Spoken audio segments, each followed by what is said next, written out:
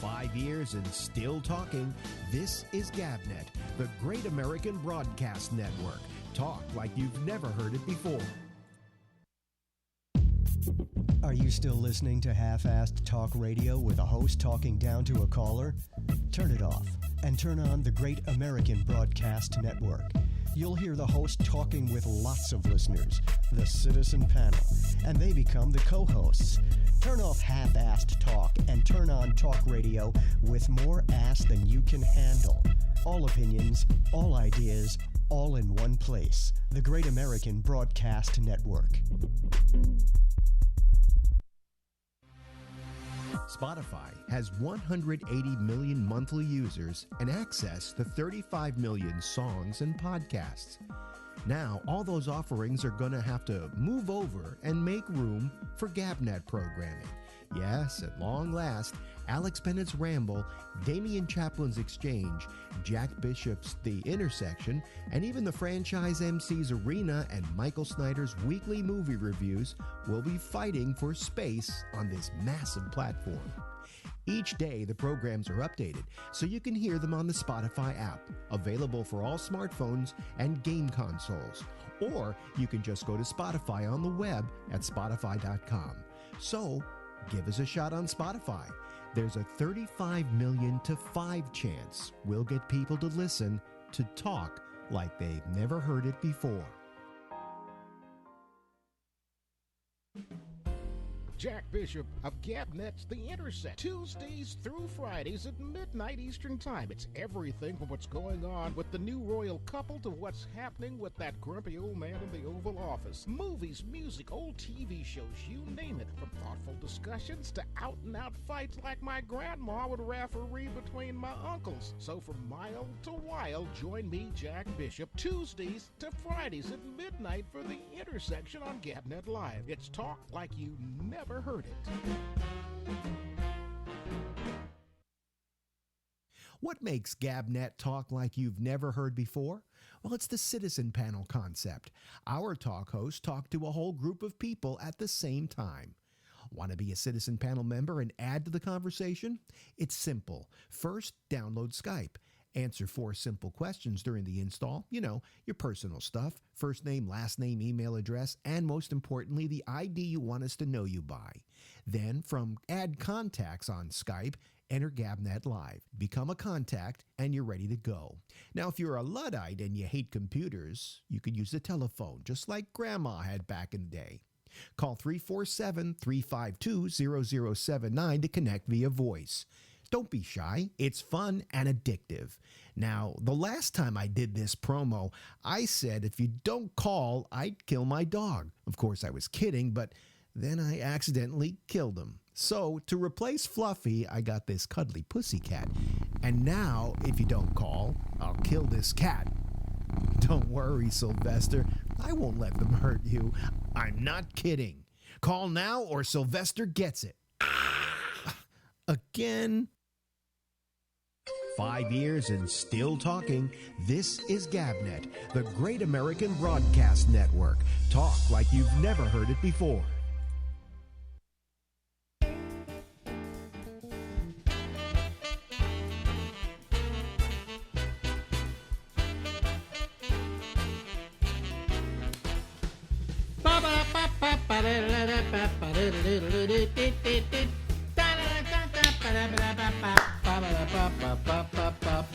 Hey everybody, how are ya?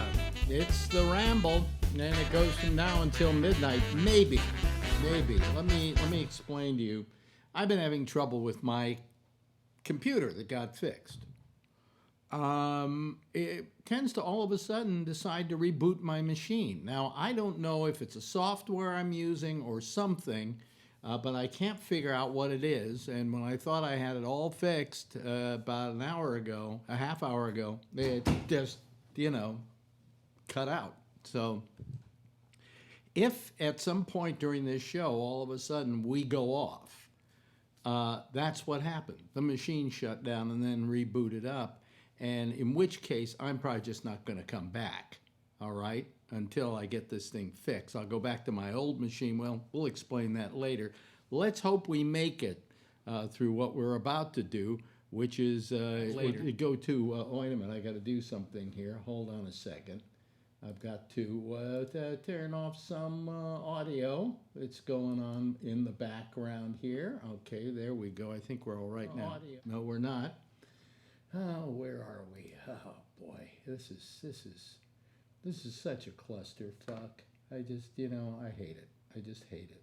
Well, somewhere along the line, there's some audio coming out, and I don't know where it's coming out. Line, there's a see. I have no idea where that's coming from.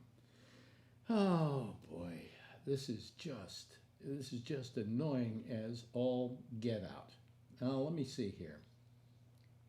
Could it be there that I'm not getting audio, or is it there? No, that's blanked out. Is it there? Come on. Is it there? No, it's not there, and it's not there. Where the hell is the sound coming from? I have no idea. This is weird. See, listen. Is the sound coming from? See, it's not supposed to do that. And if I can't get that to stop, well, I know I can get it to stop. I'll just kill my, let's see. Did that do it? Yeah, I killed it. All right. Well, anyway, be that as it may, I don't even have any what do you call it? Oh, fuck it. This is getting to be too much for me. Anyway, we have an interview tonight, and I thought we should go to it. But let's see. I have to do this. Oh boy, how am I going to get the sound out tonight? This is ridiculous. Hold on a second, folks. I'm going to do something that I don't want to do. I thought it was Google Chrome that was causing my problem, but apparently it's not. So let me just bring it up here for a second. These are a few things I got to do before we go on with the show. This is so stupid and unprofessional and just not the way I like to see this show go. Okay, we know that that's there. Okay. Are we anywhere else? All right, we're okay. I'm using Google Chrome right now, and hopefully it will not crash the show because I don't think that's the problem. We thought it was. We thought it was Google Chrome, but it's not. So anyway, look, I got an interview here with somebody, and I think we should just go to it and just hope for the best. And if you suddenly hear the show go off, I'm not coming back tonight, okay? But if it keeps going, keep your fingers crossed. Everything will be just fine. Let's check in with an old friend, okay? Ladies and gentlemen, that is the wizened face of our once every 3-week guest, Will Durst. Hi, Will. Good morning, Alex Bennett. How are you doing? Yeah, well, the fact is you're a political comedian. And, I am? Yeah, and every 3 weeks, things change enough that we have stuff we can talk about. I love something like MSNBC, who day by day tries to find something to gin up. It's always breaking news. They always have that sign, breaking news, up there. News. The graphic, breaking news. It broke. Can't they come up with another saying? One of those networks should say, like, news that just happened, or something. I don't know. But they need a new phrase. You're right. It's endemic of our society where we take terms and cheapen them. Like star. We cheapen star. I wonder where the first example of using star to call someone of fame. It probably happened on stage. In my memory, the one that comes out to me was MGM, who used to have as their motto, more stars than there are in heaven. Right. Yeah.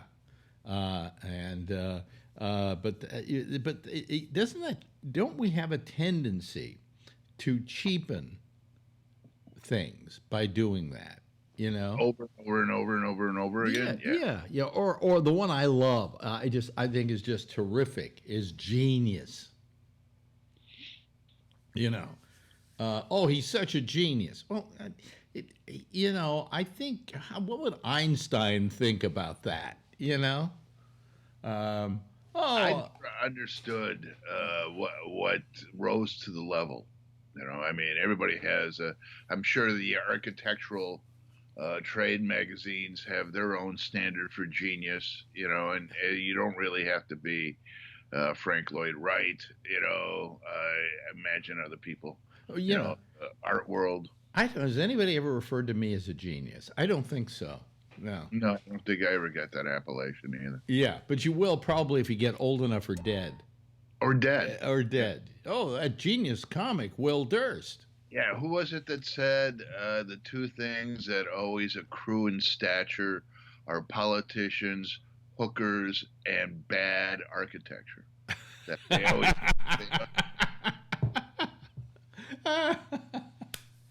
Yeah, well, that's kind of an offshoot of that old saying that the only things that get good reputations with age are politicians and hookers. Oh, yeah. So anyway, so this is the genius Will Durst. And this is the genius Alex Bennett, the genius of media. Yeah, media genius. Can you imagine, folks, just the amazingness of the geniuses that are on your screen right now? Yes, the intellect here is overwhelming. But anyway, we tend to cheapen terms. We tend to not give them the true respect they should have. Well, one is imitation. People hear someone described as a genius, and they want to jump on the bandwagon. They want their own genius, or they want to jump on the genius. And two, it's a lack of imagination.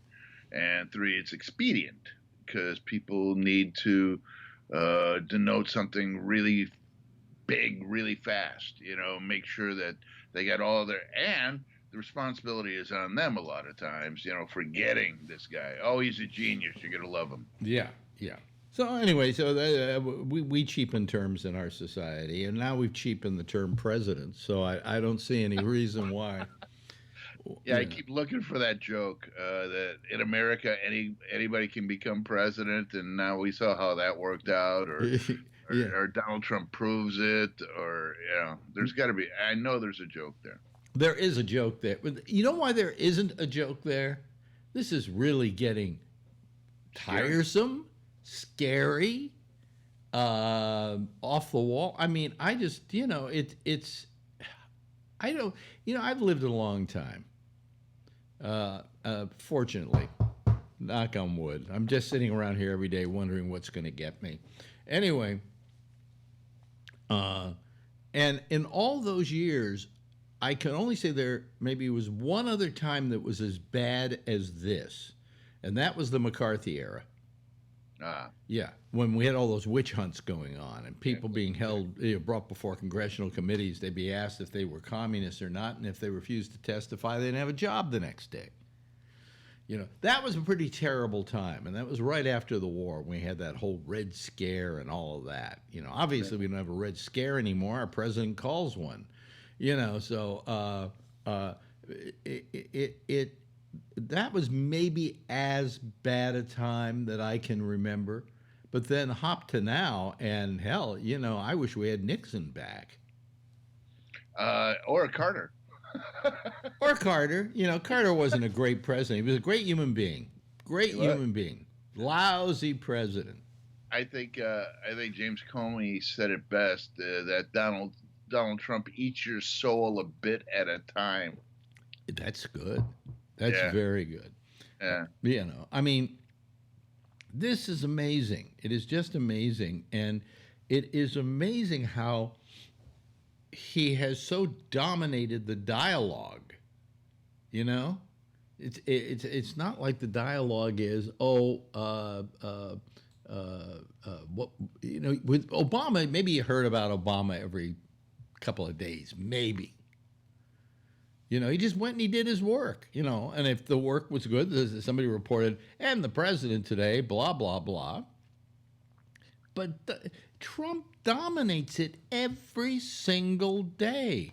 And these people over at MSNBC, at CNN, and to a lesser extent Fox, because they're sucking his dick, are just eating it up. They become the all Trump all the time networks. Yeah, they have become state-sponsored television, Fox News. Yeah. And slowly, but the pace has accelerated in the last 2.5 years. I wonder if he can keep this up. I wonder if there's a saturation point. I'm exhausted. Yeah, fatigue. Yeah, I'm exhausted.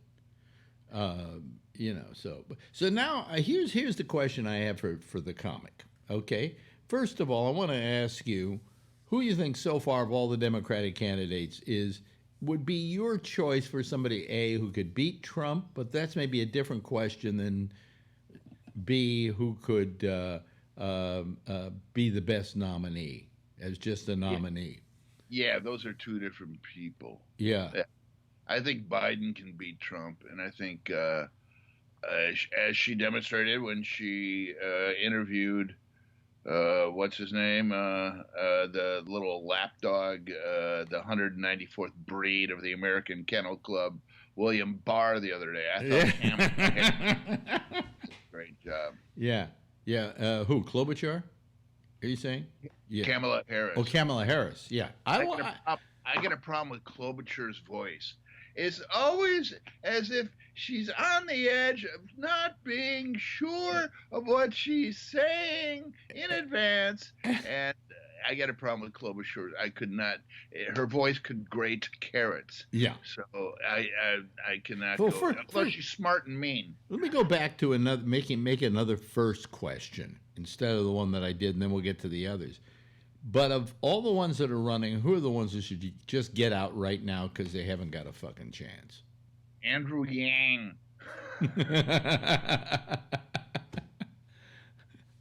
Only because I remember his name. Yeah, I don't think Hickenlooper has a chance. I don't think Michael Bennett has a chance.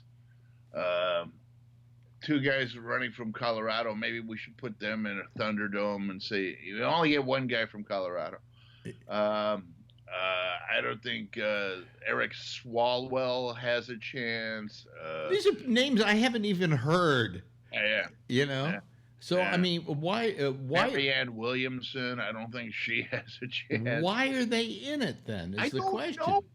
I don't know. I was thinking that I mean, I may as well put my hat in the ring. I mean, it in fact, if you invited over all the candidates to my apartment, it would fill it up for a party. I wouldn't invite that many people for a party. Okay, I think it's 21 right now. Is it up to 21? Yeah. But I mean, I keep thinking, Elizabeth Warren. Yeah. Get out. Oh, really? Yeah. I mean, I don't think she's going to get the nomination. I don't think there's a chance in hell she's going to get the nomination. 20 out of 21 of those are not going to get the nomination. Yeah. But I don't think I think she's wasting her time, her money. She could be better serving her constituency in Congress. Kamala Harris has a certain charisma that I would say she should keep going. Okay. Klobuchar, I'm on the edge as to whether she should get out. Quite frankly, I think Beto O'Rourke should give up. He'd be better served to run for Senate in Texas again. Yeah. And how many? My question is, how many of these people are doing what they're doing as kind of an audition? Well, that always happens for something else. That happened in the Republican nomination process 4 years ago when Scott Walker was at this time before the 2016. Scott Walker was leading all the polls. So I mean, you never know what's going on. It's a lot of people are running, as you say, auditioning for vice president. Yeah. Well, let me also add that I think that the guy who surprises me, and he was the flavor of the month for a couple of weeks. Buttigieg. Yeah. Booty call, whatever his name is. Buttigieg. Yeah, Buttigieg. Buttigieg.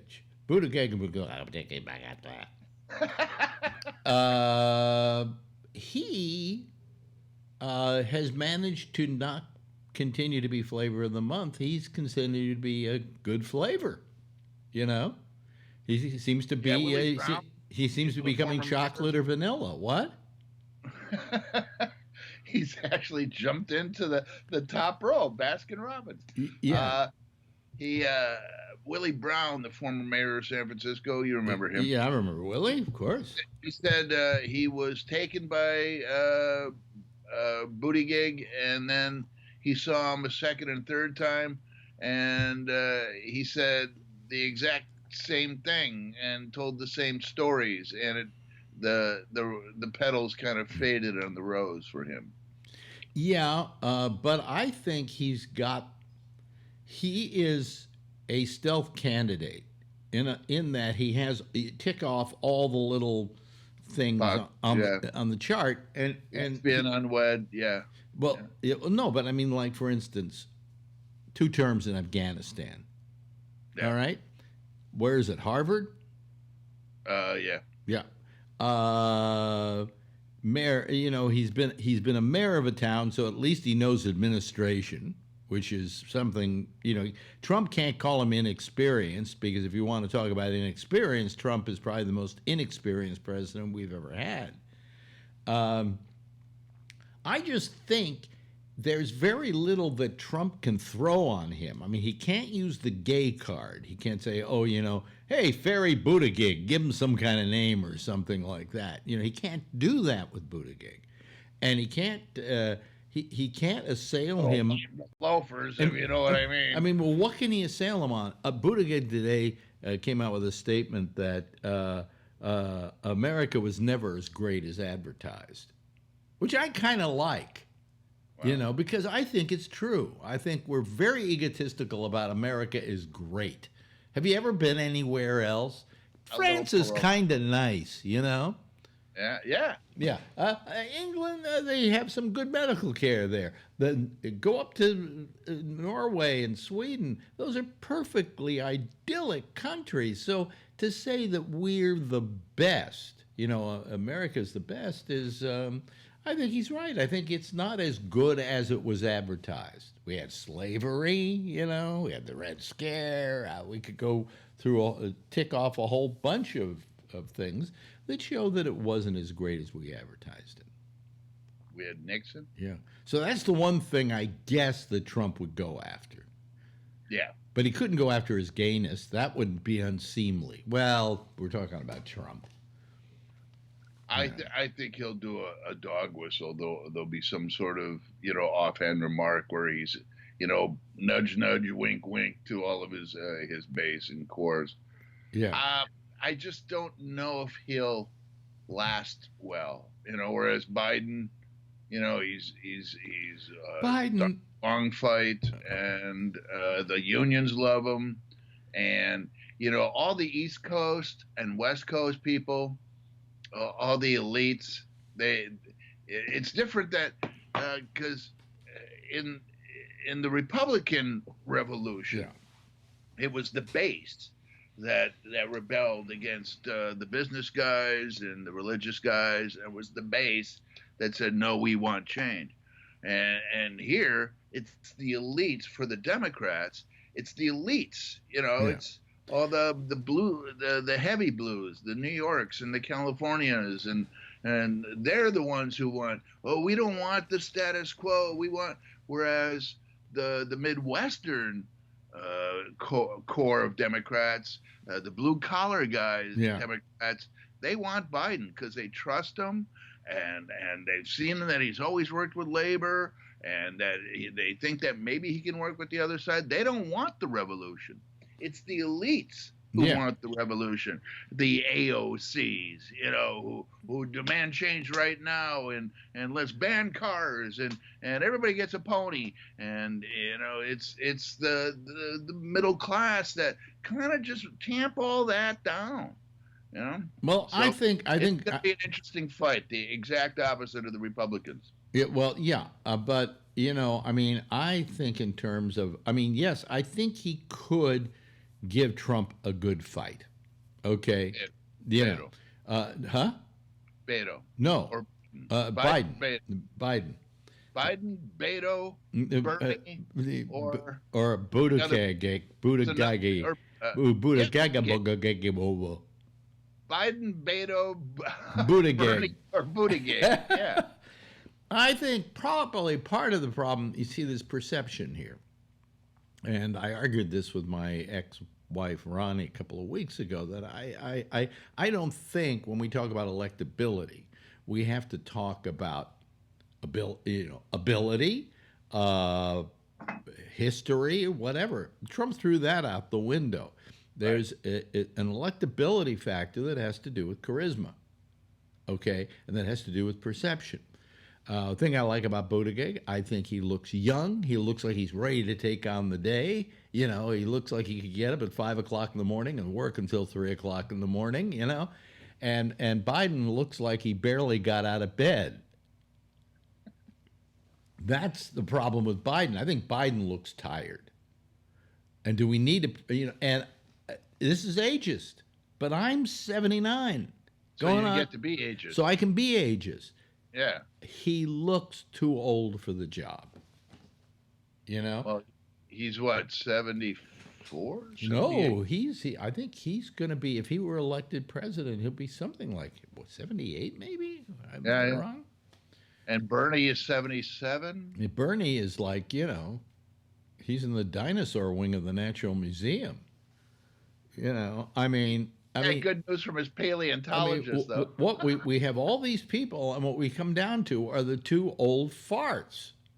And haven't we had enough old farts in politics for years? I think the perfect nexus of age and whatever was Obama. He was at the right age. That's the right age. He had the energy. He could, it's a rough, demanding job, and I think he did pretty well.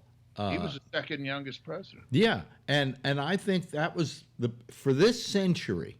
Okay, that's the perfect age. Maybe in centuries past, you could have a big fat president like Taft, or Coolidge, or whoever, who looked like he had one foot in the grave. But that was then, and this is now. This is the day of television and social media and all those things. And what face do you want there? And I think any face other than Trump's. Of course. I'll tell you, any face other than I'll vote for a child's beach pail full of sand if it's got a chance against Trump. Well, anything. But the question is, are these people? I mean, like I like Bernie because he's a socialist, and so am I. Okay. I wish you were a Democrat. I like Biden because he's got a history, of he's got a bad history too. He's got that whole, what do you call it, hearings for, he's got, but the reason he's got a lot of baggage is he's been around so long, he built up baggage. Right. Whereas Mayor Pete has no baggage because he hasn't had time to, what's his baggage? He got a C in math in high school or something. I don't know. That would be his baggage. So as you get older, as presidents get older, candidates get older. They get more baggage. They get more baggage. Yeah. Biden's got more baggage than the first United flight out of O'Hare after a freak spring blizzard. Yeah. A lot of baggage. What's his name? Trump didn't have a lot of baggage because we didn't know a lot about him. His businesses dealings were secretive, all of that. So it wasn't like he had a record of voting for this and then voting for that. I think he was for the war before he was against it. Yeah, and I think his bad time was taking out a full-page ad against the Central Park 7 or whatever that was. Right. Yeah. I mean, there were things there, but it's not like a politician who goes in every day and votes on stuff. Right. So you can nail him down on positions. So he has, a paper trail, as it were. Now it comes the big question, because you're this is your business. Which of all the Democratic candidates would be the best for comedy? Democrats are so boring for comedy because, everything is shaded, and there's gradations. You know who said that before you? Mort Saul years ago. Oh, really? When Kennedy got elected, he said, "My career is over." When he was making fun of the Republicans, they're easy to make fun of. Yeah. Democrats are a lot harder to make fun of. I had that problem with during Obama. Really? It was hard to turn the Titanic, Yeah. I had 8 years of Bush and Cheney. Yeah. And that was wonderful. Okay, so which of these guys is the best for comedy? I don't know. I mean, you got 21 to pick from. I know. Well, it's not going to be Marianne Williamson. I don't know who would possibly. Comics, we get to know so much about these people, not just through the candidacy, but when they become president, they're omnipresent. They're everywhere, and you get to. I mean, after Nixon, everybody in America could do a Nixon impression. Oh, well, I am not a crook. Everybody in America heard that voice. Same thing with Reagan. Yeah. Reagan, people could do. Anybody on the street could do and I see people doing Trump now, much better Trump than I can do. And that was George W. Bush. So we get to know so much about these people. Well, here's the thing, and I asked Harry Shearer this about doing impressions once, and no, not Harry Shearer, the guy who did Ren and Stimpy, Billy West. I asked Billy West about this because he was doing one of the Three Stooges as a young man, and then he was doing him as an old man. He says the harder impression to do is him as a young man. When you get to be an old man, you start getting you become a caricature. Your voice starts becoming a caricature, and you can do an older so and so, but it's harder to do a younger so and so. Yeah.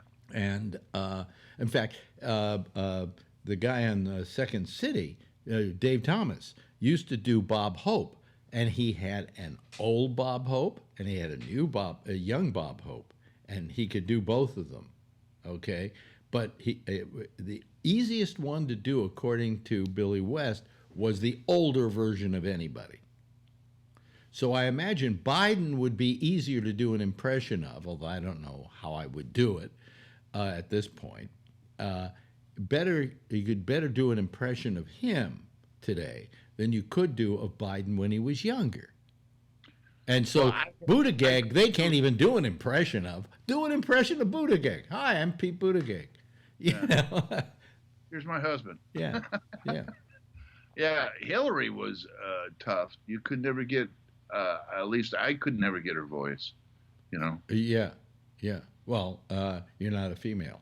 But I never heard a woman actually do her very well, although there was a woman on Saturday Night Live who did an essence. McKinnon did her. But she did the essence. She didn't really do the voice, Why they're called impressions. Yeah, that's what they're called, impressions. Yeah. But anyway, so I mean, it really is. So there's nobody right now you would say that stands out as being really good for comedy. Not yet. No, we haven't the first debate is in June, or debates, because they're going to need 2 nights. I think they're going to go for 2 nights. Yeah. Have 10 on one night and 11 on the other night. Isn't it getting to be old though? I mean, that we're doing this so early. It shouldn't start till January. It's on about the same path as the Republicans had in 2016. A couple of debates and then the pace quickens. Well, it's just that all the news outfits feel that it gives them news, so they push this thing earlier than it should be. I mean, and then we got to go, I guess, because we're running over our normal allotted time. There's no allotted time. This is the internet.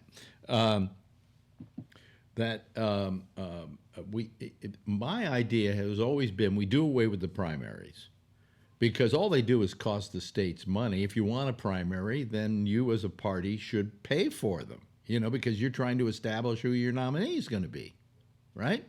Instead, everybody should say, I'm going to run for president. And they all go to the convention and they play games at the convention, and somebody comes out the winner. Now here's our standard bearer. They're going to run. You could do that when the conventions happen. So you don't need all the primaries. All right? Save a lot of money. So how do you vet all those 21 people want to give a speech at the convention then? Hey, it's their problem. It's the Democrats and who they're going to put up as their nominee, and they should not have to deal with it. We shouldn't have to pay millions and millions of dollars here in New York to hold primaries that only benefit their outcome. Okay? So we do away with the primaries, and there was a time we didn't have primaries in this country. Okay? So it's not unusual. Secondly, we don't start until those conventions, which is what? July, August, whatever. And then you have like about a 3-month time in which people run for president, and then it's over and done with. We don't spend 2 years going through this and billions of dollars. You're putting thousands of people out of work. What about the people with the bumper stickers? The bumper sticker companies. What about all those people? What about all the people at the the poll workers? They get paid for going out and having people wander into their garage. You're anti-job is what you are. In true Alex Bennett style, I say, fuck them. Anyway, nice talking to you once again, Will. This has been a great week, Alex Bennett. I'll talk to you in a couple. This was a good one. Thank you. Ladies and gentlemen, that's Will Durst. Ladies and gentlemen, that is the wizened face of our once ever... Still talking. This is GabNet, the Great American Broadcast Network. Talk like you've never heard it before. Yeah, I even screwed up more. I had them on a loop. That was the problem. Had them on a loop. So, anyway, I don't know. We're having all kinds of little problems here, and I don't know what to say to you folks. If as I said earlier when we started the show, and a lot of you people didn't hear it, we are going to be trying to do a show tonight, but this machine of mine has suddenly decided every now and then to just reboot itself. It sounds like maybe a presidential candidate. Reboot itself. I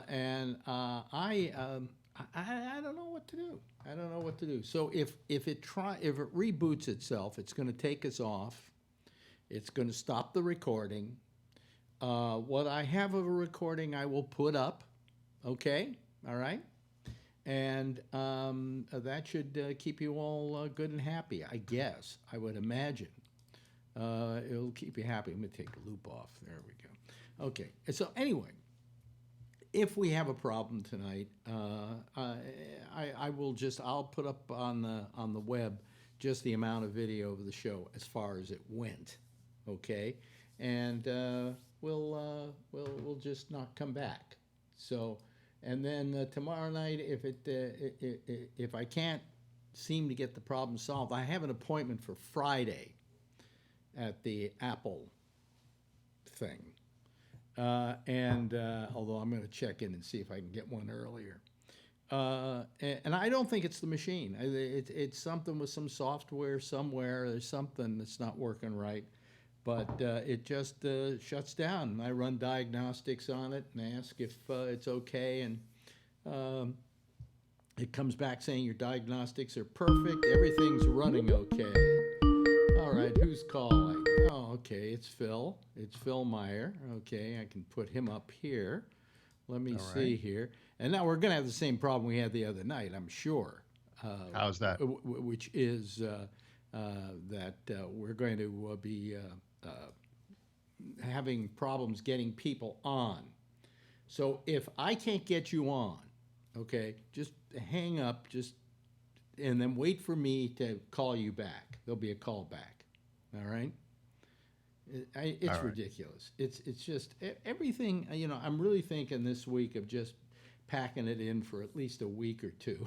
And just, if it isn't one thing, it's another. And now with this machine turning itself off and rebooting, it's probably a program I'm using, and I can't figure out for the life of me which it is. Do you when it came back? Here comes. I know you. Here comes what? Josh Wheeler. Let's see what Okay, happens with I know Josh. you set it up as you had it before with the backup. Right. Okay. But do you think that the switch that says automatic backups might, or not backups, automatic reboot on updates No. might be Nope. all right. Nope. And now, of course, Ray Renati is not going to be added to the group, so I have to go up here and I have to, and Charlie Wallace, he's not going to be added either, so I then go to the pluses here and I go call Charlie Wallace. Were you able to add Josh? And let me add another one. Let me add Ray Renati. Add. I'm here, Phil. Yeah, I know you're there. I know. Okay. Because I called. Did he have to call you back? I called him back. Yeah. Oh, Yes. okay. Correct. Let me see here. Where are we? Okay. Let me go to. First, I got to put in. Let me see here, Josh, and then I got to put in. Hold on. Come on. I hate this. I just hate this. This is just getting to be ridiculous. Let's see here. Charlie Wallace, okay. And then, let me see here. Oh, wait a minute. I put Charlie in the wrong one. Oh, well, here, hold on a second. Let me put Josh Wheeler in the other one. I'm not in good shape, folks. I'm not in good shape. Let me see here. Now we go to the sixth group so that I can put in Ray Renati. Ray Romano. The Ray Romano. Ray. Let's see. You're Gumball 61, I guess, huh? Okay. Goomba 61. Is that it? What? Wait a minute. Which are you? What is your? Yeah, he's Goomba. He is Goomba. Ray. Oh, okay. Let me go okay, and let me go okay, and then I think I did. Where is he? See, I can't get him to come up. Well, God, this is ridiculous. Oh, yeah. Hold on a second. Are you Goomba 61? Are you sure of that? Yeah, I guess you are. Yes, now it's okay. Yeah. Now it's okay. There we go. Yeah. Let me do that. Okay. There's something wrong with Skype, and we can't figure out. Supposedly Skype knows about it, but as to whether they'll ever do anything about it, who knows? But it, and you're all on my contact list, so that shouldn't be a problem Alex, either. I was using Skype this morning. Yeah. Wait, you're breaking up on us, Ray. Ray, you're breaking up. You're breaking up, Ray. Ray. Yeah, you're breaking up on us, Ray. He can't do anything about it. Yeah. Unless he kills his picture. Skype kept telling me my signal was too weak, but I just watched the whole D-backs baseball game with no problem over 3 hours. And when you just called, it said your bandwidth was too weak. That's what it comes back with. Yeah. Mm-hmm. Yeah, I got the same message, Charlie. Yeah. Yeah. So I got that the other night. It's a Skype problem, and of course, leave it to them to take forever to fix it.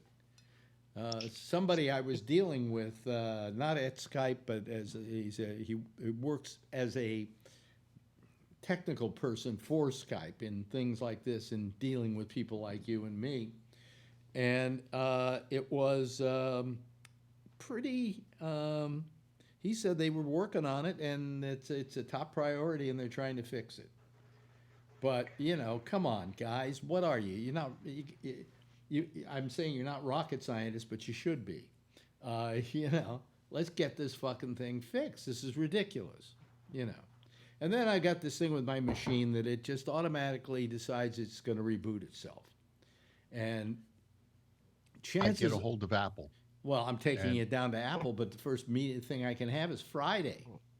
But it isn't the machine, I don't think. Because this type of problem doesn't happen usually from the machine. It happens from software. So it's probably if something's corrupted when you read it. There's some program I'm using that causes this to happen, And I'm going back to the original program that I thought made it happen. What? Skype caused my computer to reboot this morning. Really? I was on a Skype call and it rebooted. It stopped working. The sound stopped working, and then the computer rebooted in the middle of the call. Yeah, well, I haven't. And it never does it. I haven't been using Skype since this happened, so I haven't really had a problem with Skype. Okay, so, who knows? I mean, I'm so sick of all of this. If it isn't one thing, it's another. I got the Skype problem right now, and I got the machine problem, which this wasn't a problem before, but it's a problem now. What happened to your Mac? Well, I got the Mac back. They replaced almost everything in it. Everything's brand new, but maybe I don't know. Maybe they put a defective board in there. I don't know.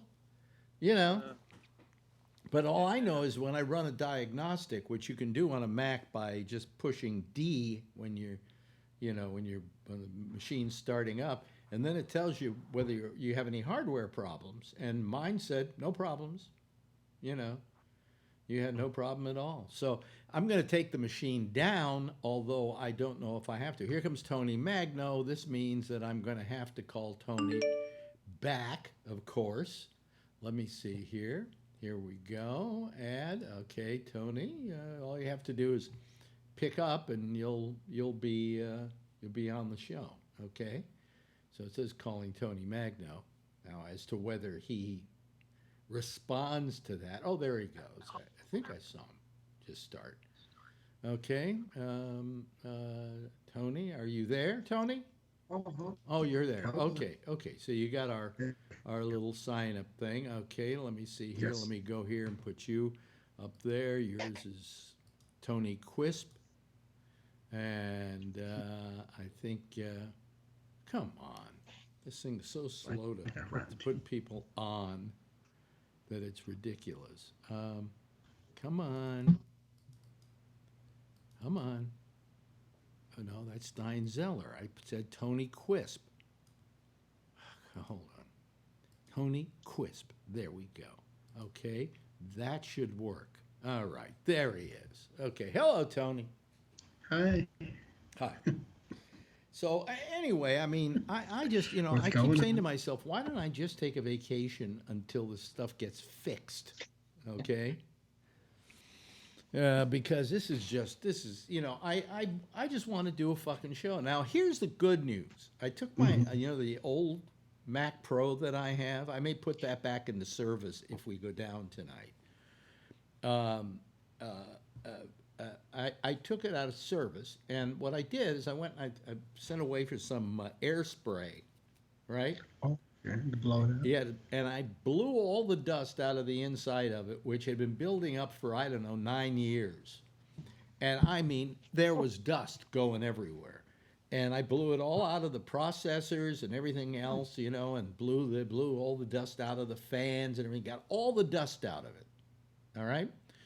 Turned it back on, you can't even hear it. It's so quiet. Because before, it was having to make up for all that dust, and that was heating up the machine, and then the fans went to work overtime. Now, it's as quiet as this machine. So I may put it back into service in the next day or two if I'm having problems with this, until we get the problem solved. But it's been driving me nuts trying to figure out what program is causing it. I think I have an idea, but I'm not 100% sure. Because obviously, 10 minutes before we're going to go on the air, the thing killed itself. So who knows? And hopefully we'll get through the whole show and there won't be any problem. We're already 50 minutes into the show and we're still going crazy here. Anyway, so what was the issue that you were saying you had with Will Durst's thing? Because I watched it on your on the YouTube. Oh, I just had when I put the thing in, I put it on loop, so that when I was through with the interview, it started it over again. And I see. So I just had to get out of that. But all I'm saying is that it's one problem after another. Now the only thing other than it could be is it's something wrong with one of the parts they replaced. But I don't think that's the case, because I read that this is what's called a kernel panic. Sounds like some kind of guy in Afghanistan who can't take the war too well. Kernel panic. It's called a kernel panic, and what it does is the kernel just in the system can't take something, and it immediately reboots the machine. So something is causing that, and it's probably not a hardware problem. It's probably a software problem somewhere. It's not with the operating system, because I reinstalled it today. Okay, so who knows? Did you thank Colonel Panic for his service? I thank Colonel Panic for his service, and but it's a Colonel Panic, and who knows what causes it? I don't know what causes it. And if I did, I could solve it. But first, I thought it was Google, and then the people, I did a chat with Apple, and they said, "Well, go to Safari," which I've been using, and it sucks. So I've gone back now to Google Chrome, and we'll see what happens. We'll see what happens. It might be a program I use to load down torrents, getting even with me. You think it's running in the back? Well, I used it before, and it never caused problems, but you never know. I mean, before I had a different CPU in here with 12 other cores, and they probably tolerated it better than this one did, or something. I don't know. When I was using Napster, Napster I had on all the time back in the day. I was ripping everything. And sometimes I just shared files. So it was always, my computer was like an old one. I was stealing so much music, but it was crappy quality, though. Yeah. But I was just happy to get it, though. Yeah. You were happy to steal from people.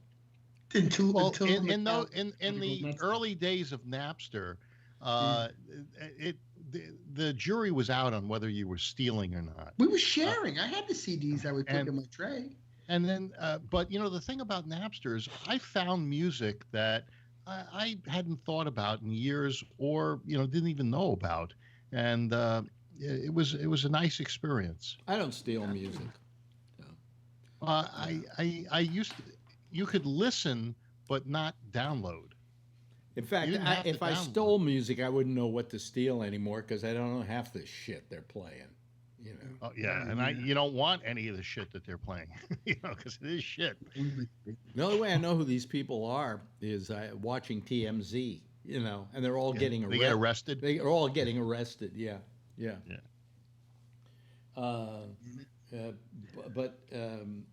So anyway, that's that. Also, today, there was I got the judge in our case. Did I tell you this the other day? Yeah. The judge came out with her determination on whether she should give a summary judgment or not, and then wrote this 25-page thing on why they shouldn't get summary judgment. But the thing, according to my lawyer, was really good to us. It was really positive for us.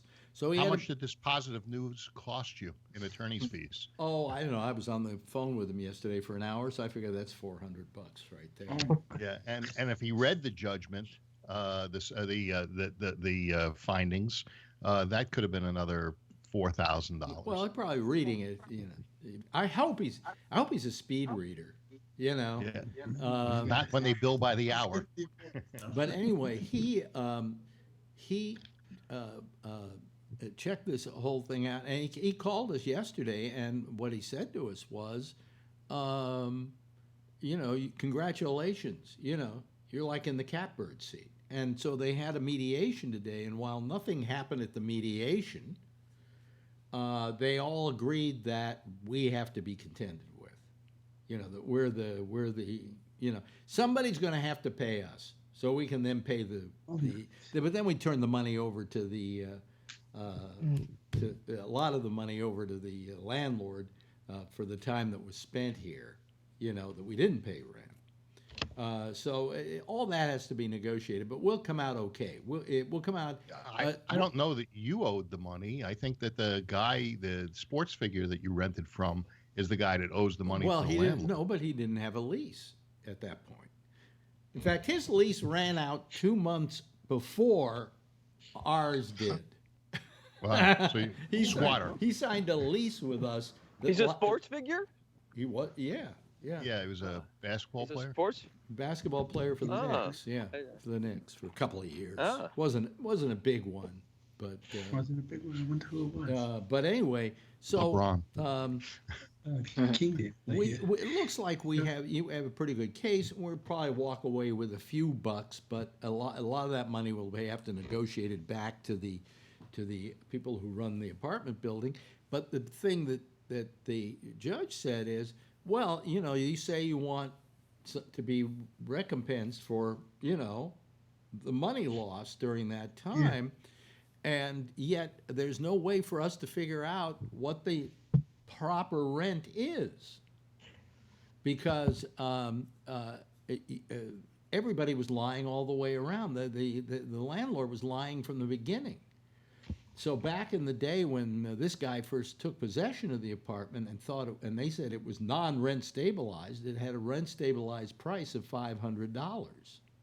Oh, you got a big apartment too, Al. That's nice. Well, then they didn't register it for something like 8 years, and when they finally did, they said it's rent stabilized at $2,150, and the judge said that's not right either.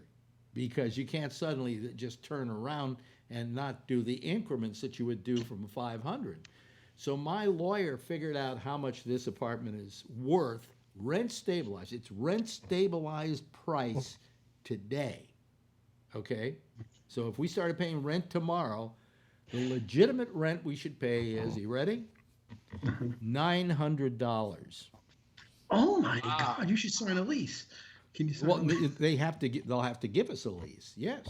See, that's what I would shoot for. That's smart. But he says that if you take the 500 and then you take the couple of years that they didn't register it, and then you start picking it up at that point at 500, and then you start adding on 2.5% every 2 years, and blah blah blah blah blah, you come out to $900 a month. That's a buy. And that's what the rent stabilized price should be on this apartment.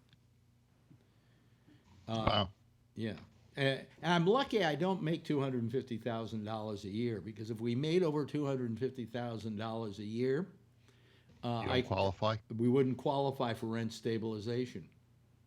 So this is the first time being a little on the poorer side. We're happy, So, who knows what's going to happen, and who knows how much we're going to owe. Probably we're going to owe $500 a month for the last 6 years, but that doesn't come to a lot of money. When you figure what we're owed is something close to $90,000 or $100,000.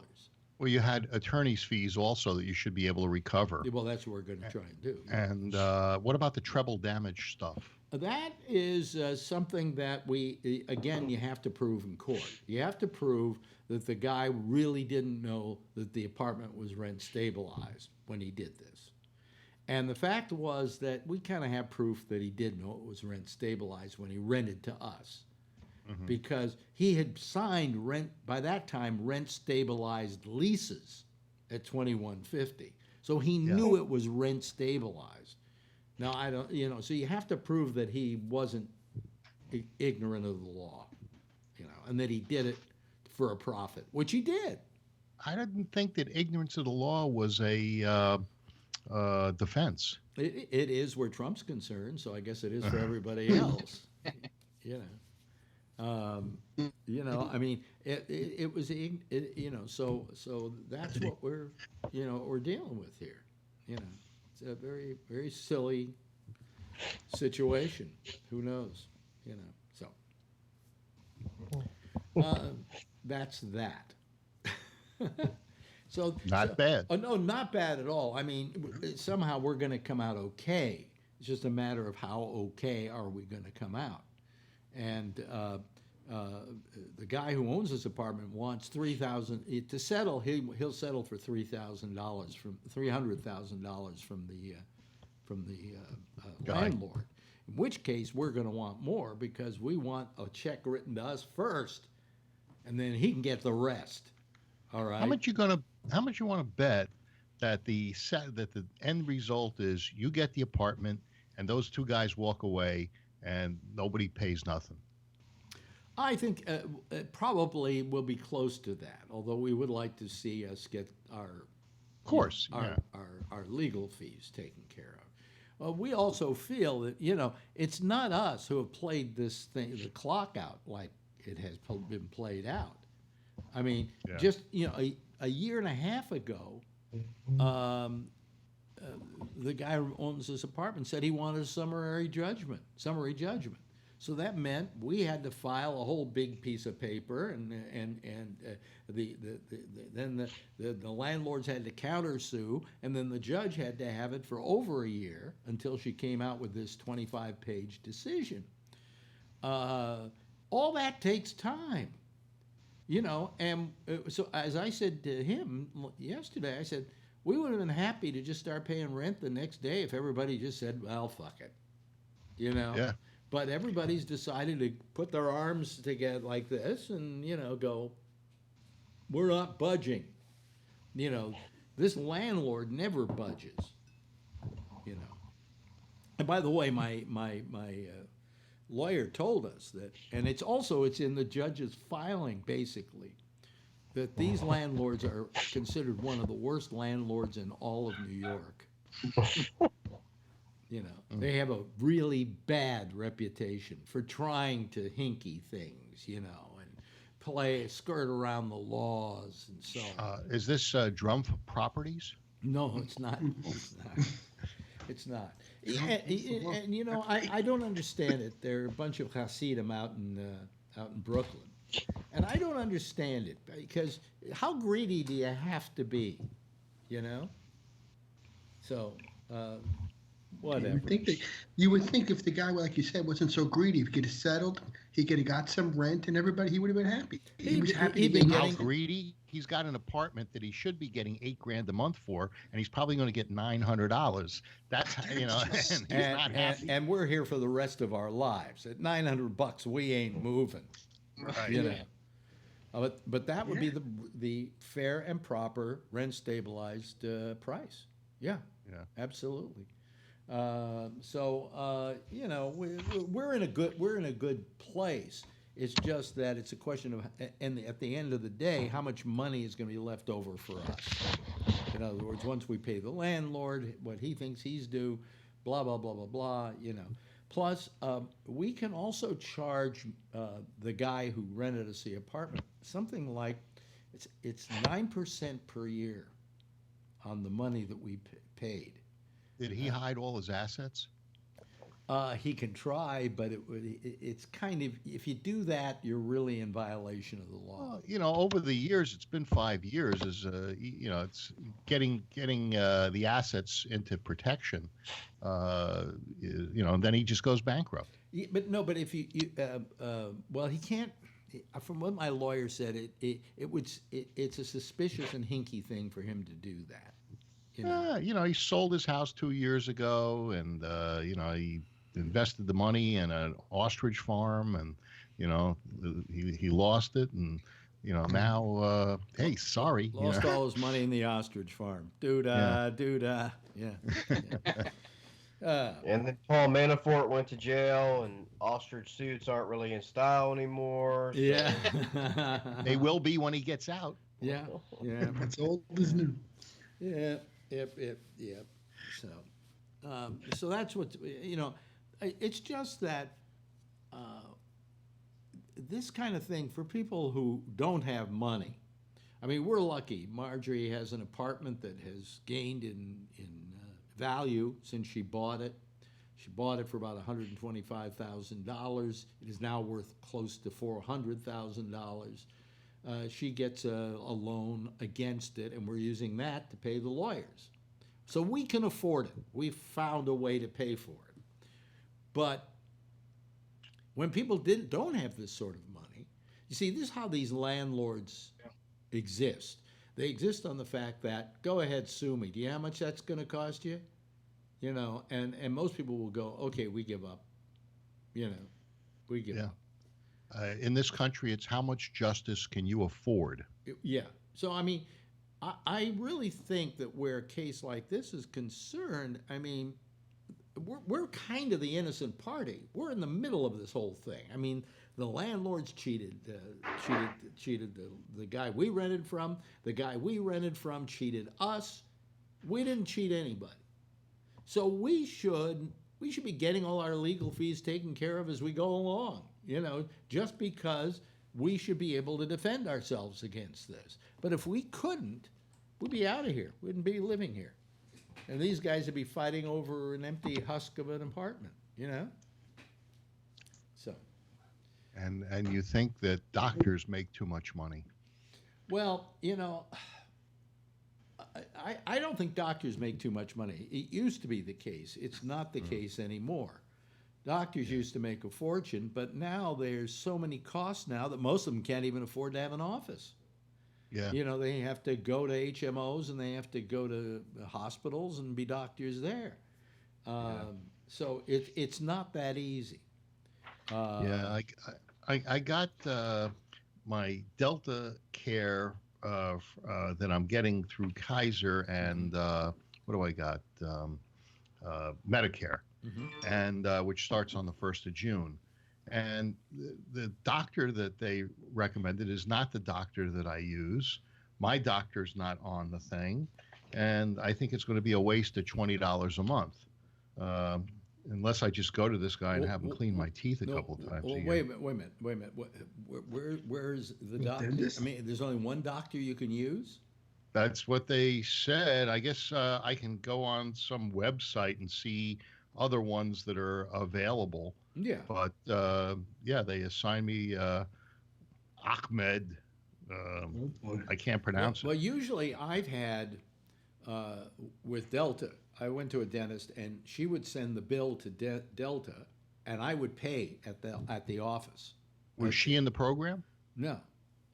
Oh, she wasn't in the Delta program? It was something where we let Delta know that I had paid for it, and then they sent me a check for whatever they. Well, under this thing, the doctor I went to have the tooth pulled was associated with Delta Dental, and so I didn't pay. I don't think I paid anything when I left. And they sent me a thing today from Delta saying we've just paid $300 to your doctor, and you owe $350. And I'm sure they probably 50-50. They have my credit card online on there, so they probably just charge the credit card, and I'm done. Okay, but they paid almost 50% of having the tooth pulled. That was pretty damn good. Yeah. And you still got $2,200 left to. I spent use this I year. spent about $300 for something else for I don't know, filling or something. I don't know. But anyway, consequently, I have money to do the implant or part of the implant, or most of they take care of half the implant. Okay, so that'll be, if it's a $4,000 implant, it's $2,000 from them. So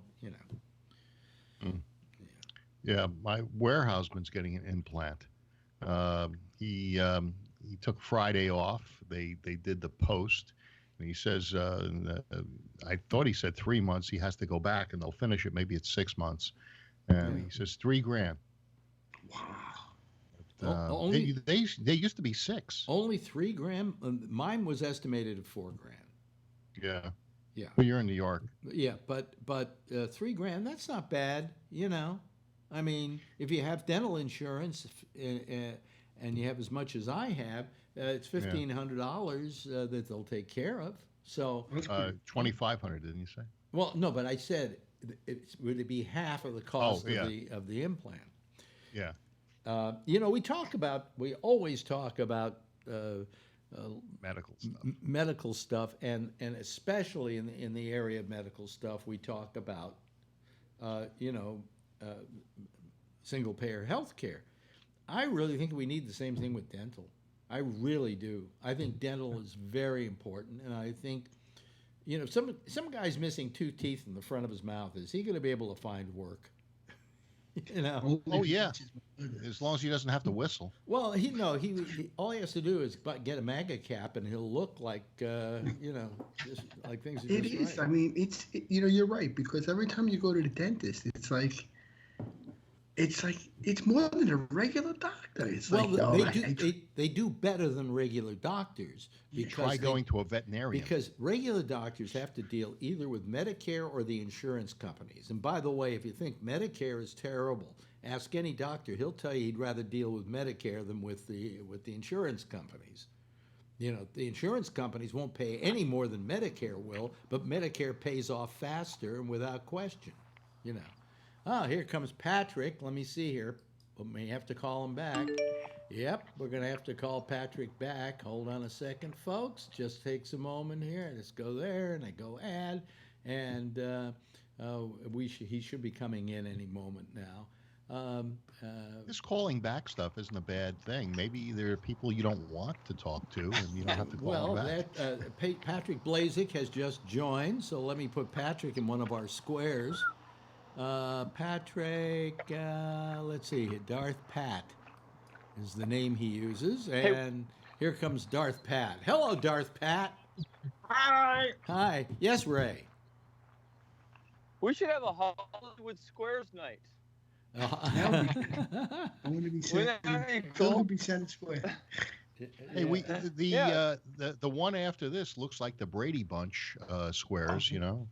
That show's bad. It aged bad.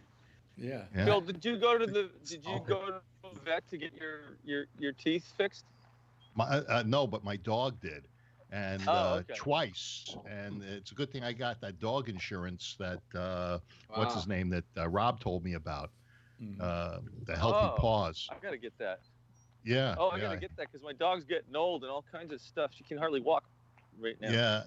I got it. They usually take them when they're a little younger, but I'll tell you the deal. Yeah. Hey, you can always try. I'm paying like $36 a month, and and believe me, I got my money's worth. Yeah, for sure. So where are you walking, Ray? Baylands again.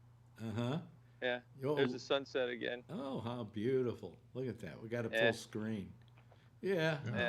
It's so nice. Yeah. I love it here. Yeah, a lot of IEDs out there. Huh? A lot of IEDs out there. Yeah, just a few. You know, you just gotta watch your step. Yeah. Yeah.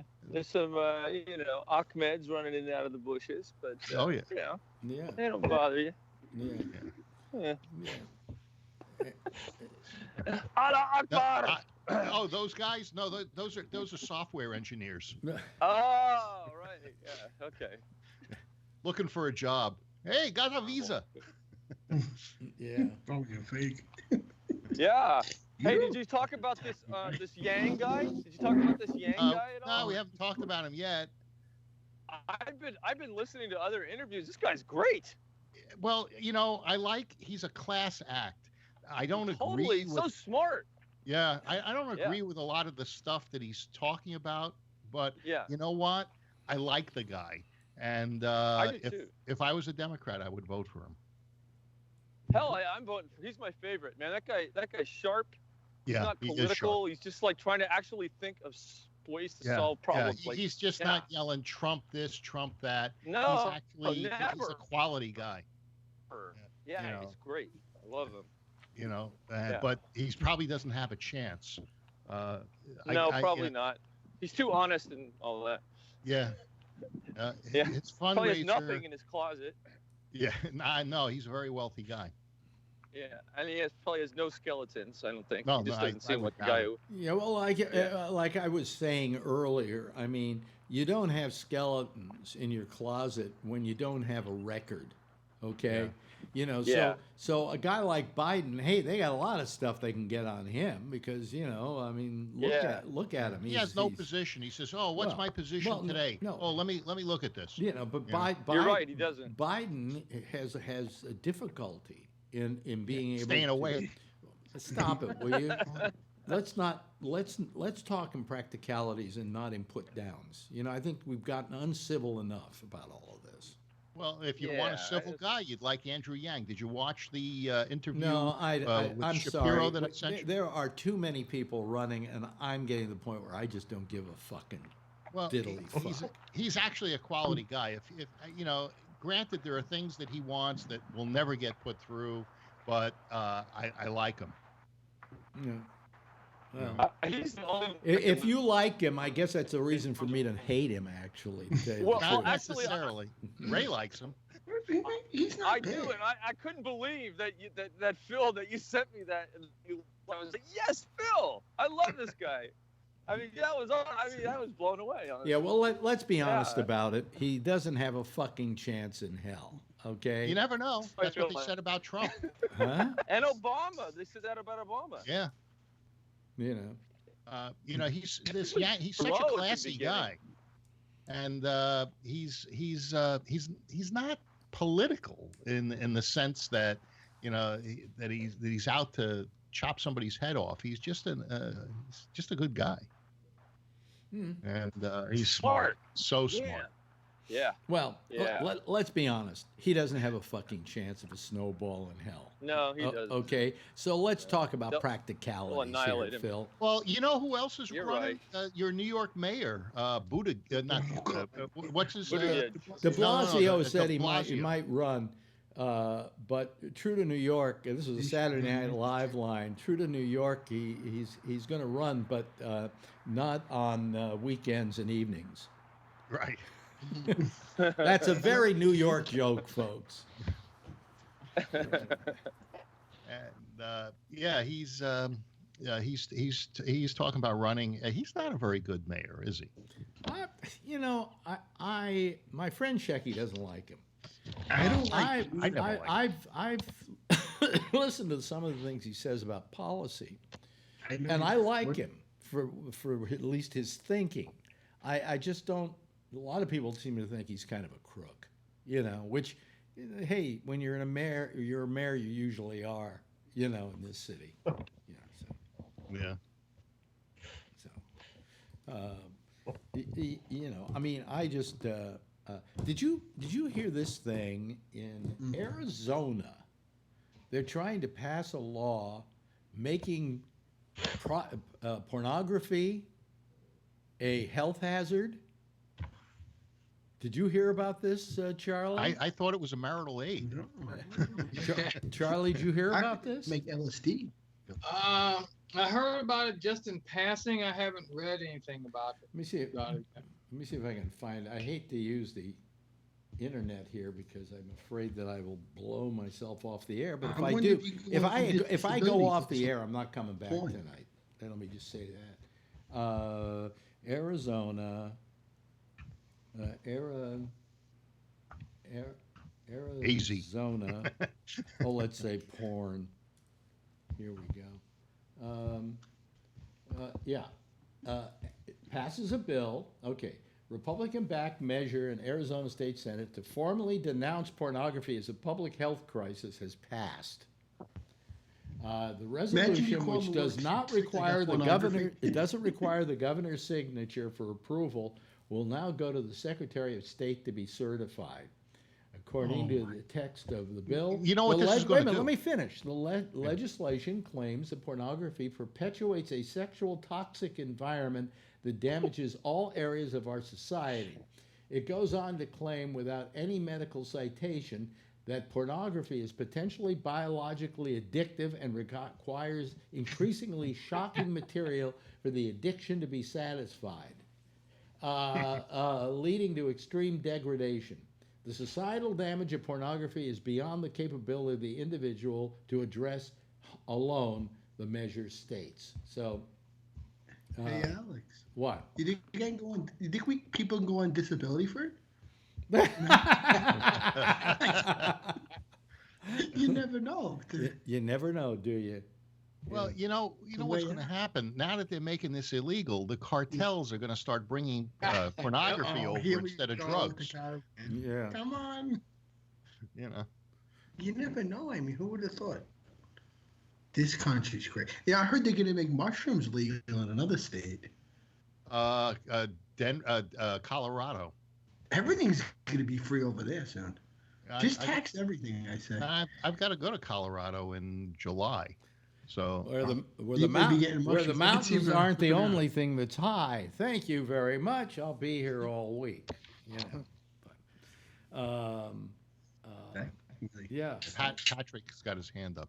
Yes, Patrick. Oh, yes. I can't see Patrick. Now I can see him. Yeah. I have two things to look at. I have the Skype to look at, but here comes Ray Renati back again. He, I guess, was, and I am going to have to call him back. I hate this fucking piece of shit Skype. He should Does Arizona have... Your audio is overtaking something. Ray, you got to put your audio on mute, otherwise it's preventing us from hearing Patrick. Yes, Patrick, go ahead.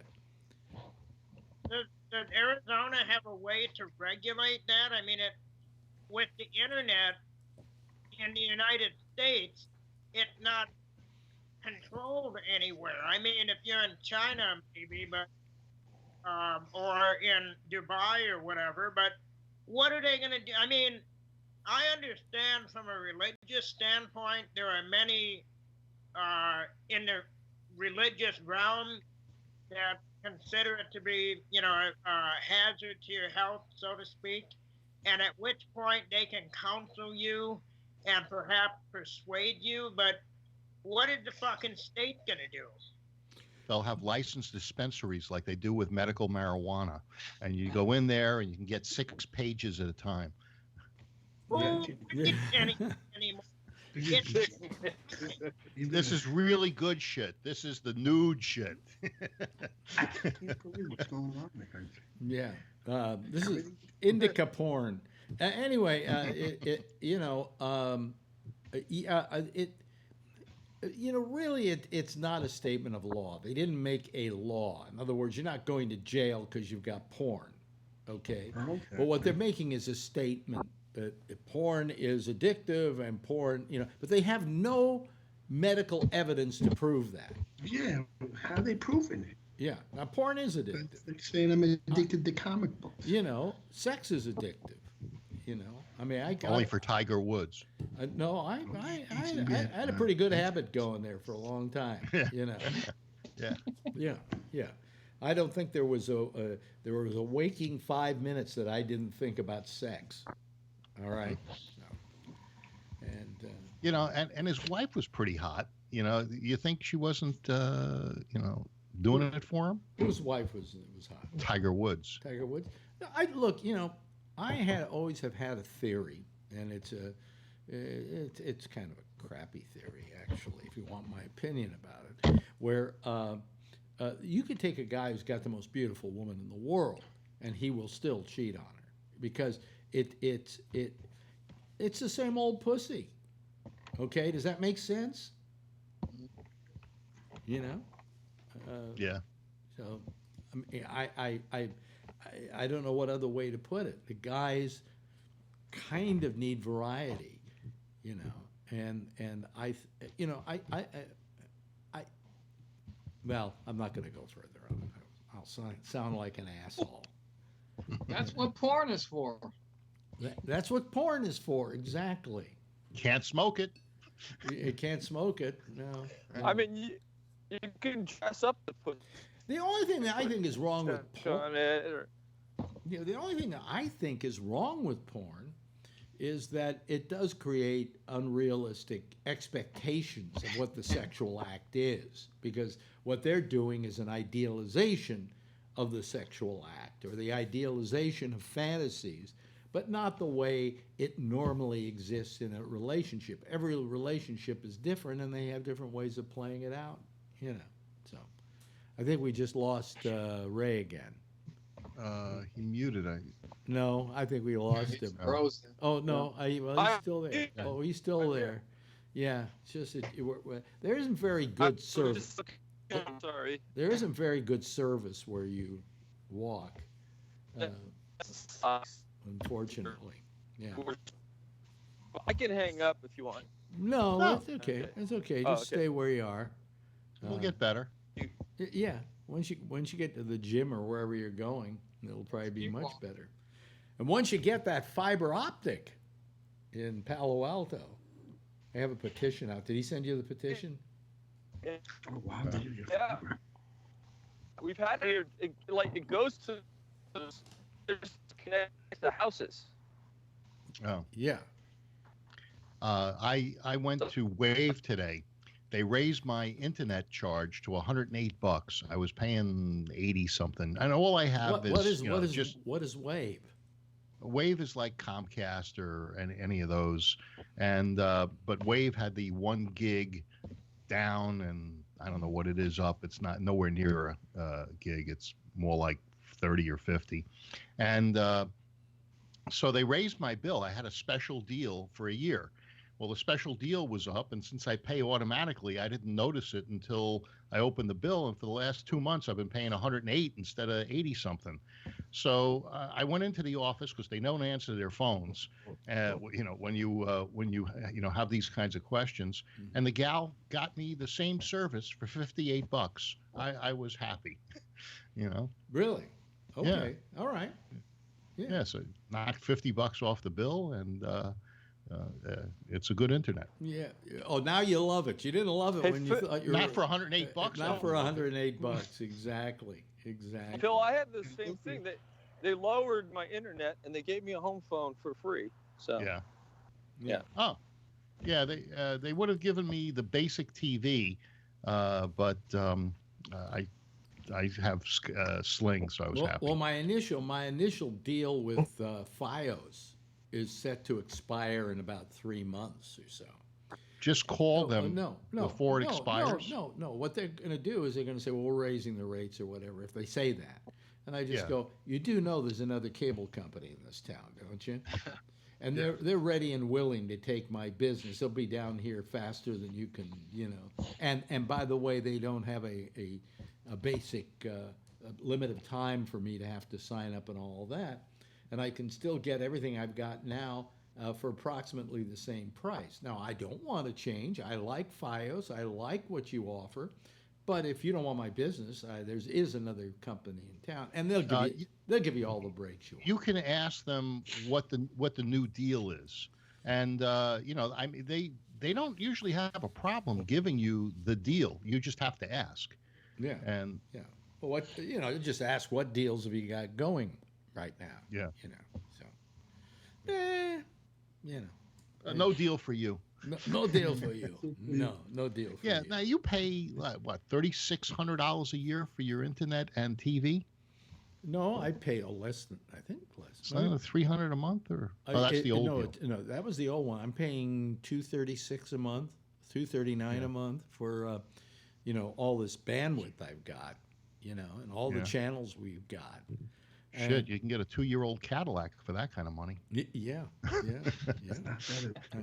I could pay a lawyer for a year. But it's not terrible, especially because as old people, that's our form of entertainment is TV. Mm-hmm. Not in Arizona, you don't get the porno. Yeah. That's right. You can't get the porn channel anymore. Yeah. So. I just think they won't raise my price. That's for damn sure. Because I do have an alternative. And the place is already wired. When they came in with the FiOS, they simply took the wiring that the cable company had already done and rejiggered it a little bit. And I thought, is the other company fiber optic? No. Oh. And I did notice a difference in the video picture. Much better, really. But the thing was that I was kind of bothered by the whole fiber optic thing because I went, well, it's just fiber optic to the box outside the door. No, it's not to the door. It's fiber optic all the way into the back of this desk here. Oh, that's it? The fiber goes right into a box here. And then from that box, it then went out to the rest of the cable, the rest of the copper cable in the apartment.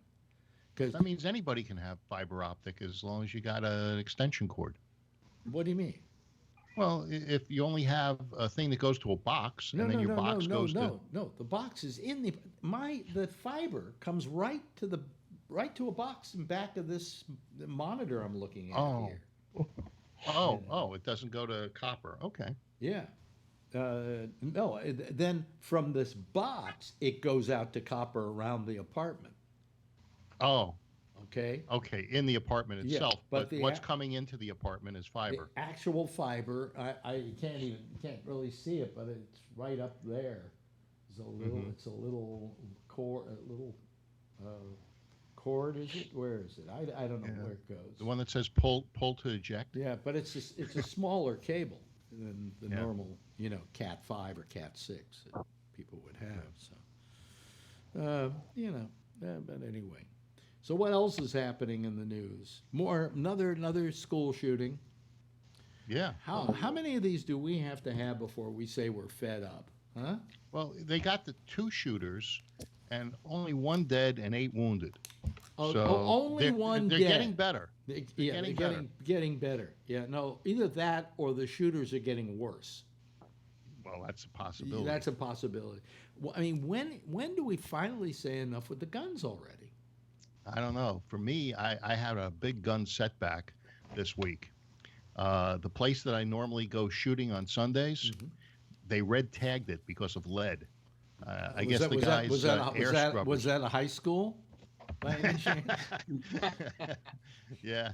No, it's an indoor shooting range, and I would go just about every Sunday for 2 hours, and I'd shoot.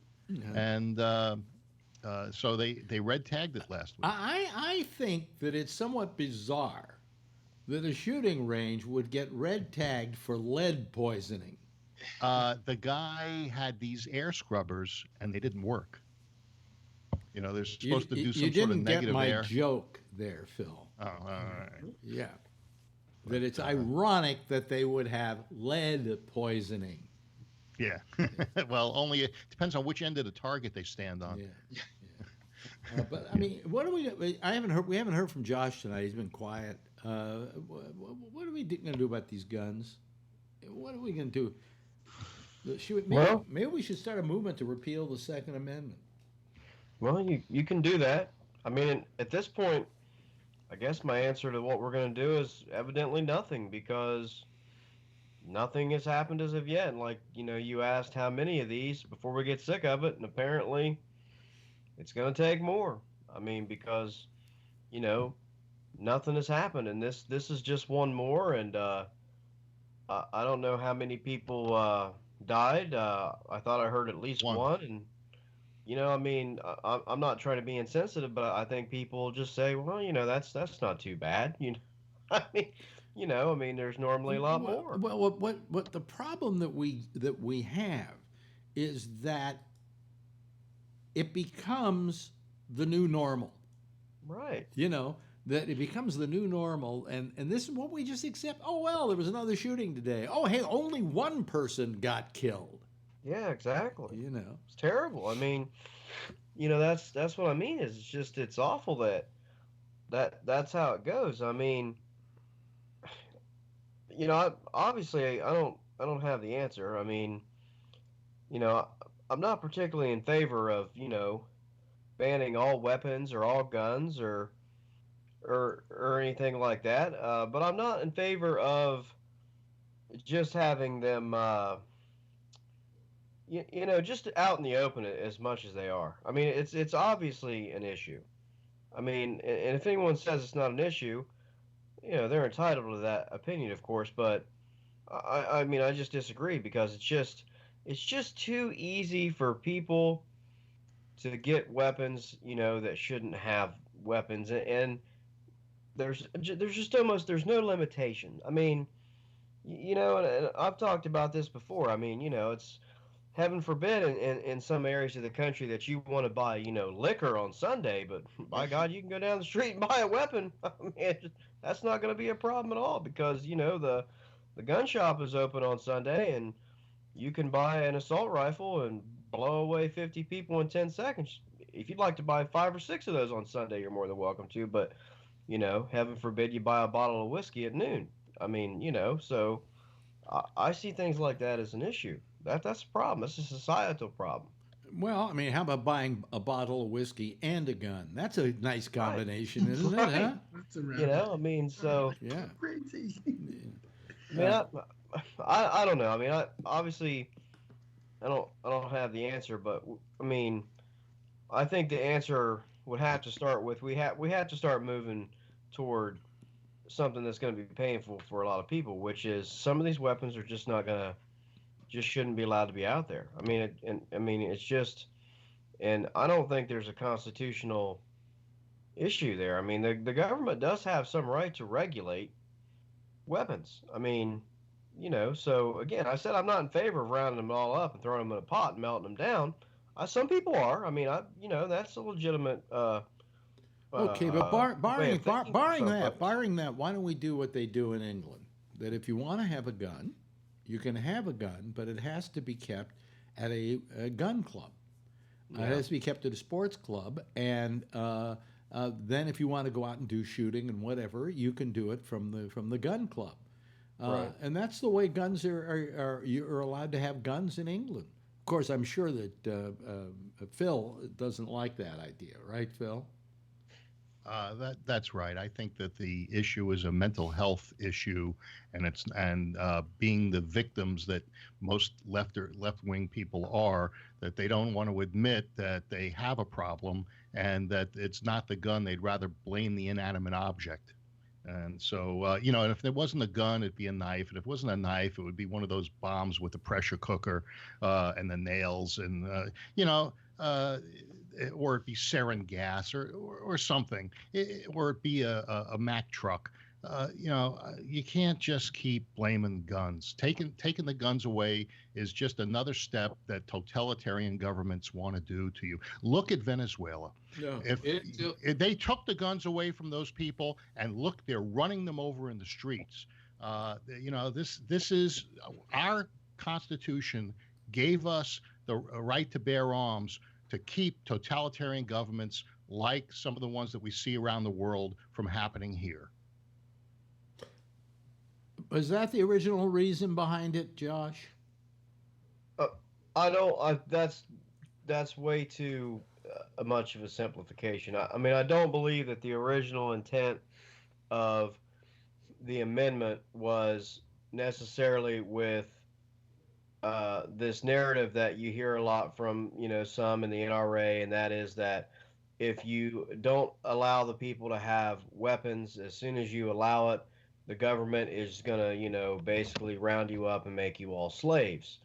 I mean, I don't believe, and I've always argued, you know, and I know some people that think that way. I mean, you know, but I always just say, you know, like to what end? To make you slaves to what? I mean, I just, it's Charlie has his hand unrealistic in my mind. Charlie has his hand up. Charlie?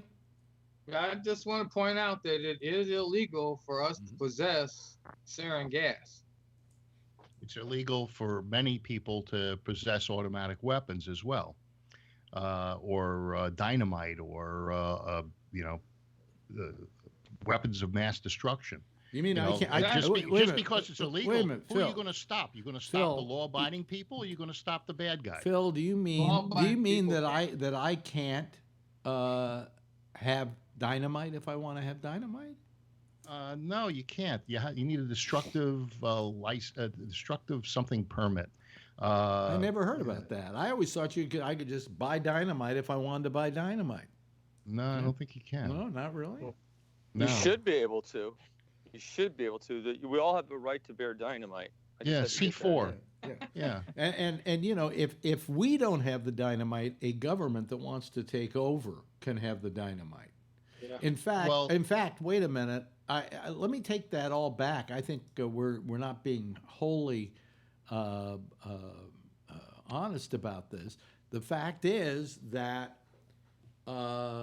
we all should be allowed to carry atomic devices, nuclear devices. That's a rabbit hole that you may not want to go down. Well, I don't want to go down it, but hey, where do we say that we need to protect ourselves from a totalitarian government that might want to take us over?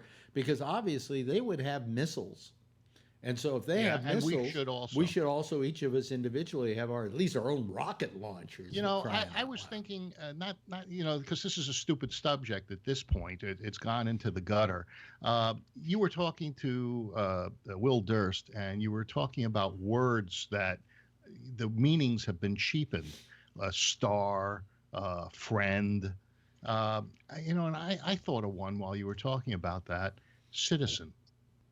That's one that's getting cheapened as every day as we speak, because the right to citizenship is becoming there's no value to it. Wait a minute, Phil. You don't remember our history of our country? That in fact the one that gave us the Second Amendment. This country, Phil, you're changing the subject. You're talking about immigrants, and the fact is, this is a country made from immigrants, that was created by immigrants. There isn't the only people that aren't immigrants, unfortunately, have been rounded up and put on reservations. When my great-grandparents came to this country, they came in on a boat. They got off at Ellis Island. They were processed for 2 or 3 days. Give me that old story again. Yeah, go right ahead. And they let them in. It's not the old story. It's the story that. Yeah, but the fact is, Phil, that what we're saying is that the great majority of people in this country were immigrants, and their families were immigrants. They're all immigrants. And this is a country made of immigrants, and so if any country should embrace immigration, it should be this country. In today's world, with the problems that this world has with people knocking down buildings and flying planes into buildings, don't you think that we should be able to vet the people that are coming into this country? It's not that we don't welcome immigrants. It's just that we want, and people want, legal immigration, that you're bringing people in. You're asking us to do more. You're asking us to do more for an individual trying to get in from another country than you've asked for from a person who wants to be president of the United States. Because we have a president right now who has never been vetted. Who has never been vetted. He got vetted by the American people. They voted for him, and he got over 270 electoral college votes, and the other guy. Yeah. Why can't we see his? Why can't we see his tax returns? Because it's none of your business. Why can't we have his ex legal consultant speak to a congressional committee? What does he have to hide? What does he have to hide, Phil? The report. What does he have to hide? You're not denying, answering my question. You're denying the truth. You're not answering my question, Phil. Phil, it's not a question that I'm a never Trumper. Phil, you are not accepting the fact, because he has rights. He's an American with rights. Wait a minute. You can't go on a fishing expedition to see what you can find. He doesn't have the same rights you and I have, Phil. He does not. No, because he's accountable. And he's accountable more than we are to the American public. Okay, and he's accountable to do the job. He owes them a tax return. He owes them an explanation of things. The only reason he doesn't want these things to happen is he's got something to hide. Otherwise, he'd have no problem with it. Alex, for 2 years, you've been waiting for the Mueller report to condemn him. No, I haven't. I haven't. And he wasn't condemned. Now you want way back else. when I was way back when I move on and do the shut up, work. Phil. Way back when I said on this very program I didn't think the Mueller report would amount to a hell of beans. Okay. And it didn't. And it didn't. So I said it before you had this, you said it. It was yes, no collusion. I believe Charlie had something Charlie wanted to say. Right? Well, the Mueller report didn't exonerate him. Yeah, it exonerated him on collusion. And once I got a feeling Comey's going to testify, and we'll see. You guys have interpreted this report and what the second Phil. Let's not get into all of this. We're just repeating ourselves over and over and over again. Wait a minute. Hold on a sec. No, I got better things to do. Like I keep waiting for the signal to stop, but it doesn't stop. So we're okay, and I gotta go add Ray to the group again because Ray keeps fucking up on us here. Let me see here. There we go. Okay. Well, so, the report though did make it pretty clear that their campaign became aware of Russian interference in their campaign's favor. And as far as the report or the investigation could determine, they made no effort to basically work hand in hand with that movement, but they also did absolutely nothing to stop it. They didn't report it, and they didn't take any kind of steps to alert anyone about it or cut it off at the pass, if you will. And I understand that might not be illegal or whatever, but it does certainly give some determination about the integrity of the individual. I mean, I've likened it to a very similar situation where, I compare everything to sports where, a golfer hits a blind approach shot to a green, and he can't see where it lands, and it goes over the green and kind of into the crowd, and a guy in the crowd who's a big fan of the guy kicks it onto the green right up next to the pin, and the golfer shows up and says, "Wow, I hit this great shot." But he didn't. And then somebody walks over and whispers in his ear, "No, you actually didn't. Some guy kicked it up there for you." And he doesn't do anything about it. And I think anybody that would love the game and was a good person would say, well, that's not right. That violated the spirit of the game, the spirit of competition. That's not fair. I didn't get what I earned, which is what all Americans are supposed to be about. I didn't get what I earned of my own sweat, of my own work. And I think that was the real telling thing, that they did nothing to dissuade that movement from anything. If anything, the investigation showed through a lot of emails and things like that they were genuinely pretty happy to find it out. As a matter of fact, again, not illegal, but certainly not moral, not ethical, not in any way. Now, are you aware that they were saying that not only did Obama know, but that the FBI knew that there were issues with Russians trying to influence the Trump campaign? Sure. And the FBI and the Obama White House made no effort to alert the Trump campaign that this was happening. And I would just ask yourself to understand, I mean, in a lot of ways, what could Obama do? I mean, the rock and the hard place that President Obama was placed in between is incredible, because on one hand, if he does nothing, which he and did, we get the result that we get, you can sit here today and you can say that. And on the other hand, if he takes any sort of step whatsoever to stop that movement and it hurts the Trump campaign, or even gives the appearance that it hurt the Trump campaign, you'd still be sitting here complaining about he took steps that hurt the Trump campaign and Hillary won, and that's why Hillary won. And he was basically, I mean, I can't imagine a worse spot than that. And the Comey letter. Very good point, Senate, by the way. The Comey letter to the Senate about Hillary didn't just do that damage to the Clinton campaign. Yeah, it did to the Clinton campaign, which is exactly the kind of thing that would have happened if President Obama had taken any kind of steps that you suggested, and the news of that would have came out. And I think we can guarantee ourselves it would have come out. Obama, because not everyone in the federal government was an Obama lover. I mean, look, Obama made his White House made knowledge available to Dianne Feinstein that her driver for 20 years was a Chinese operative.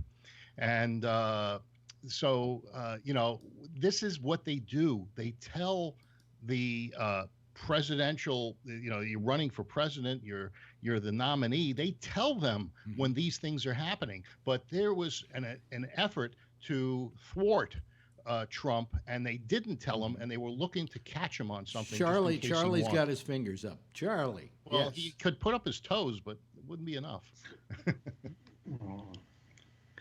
You're muted, Charlie. Charlie's muted. We want him.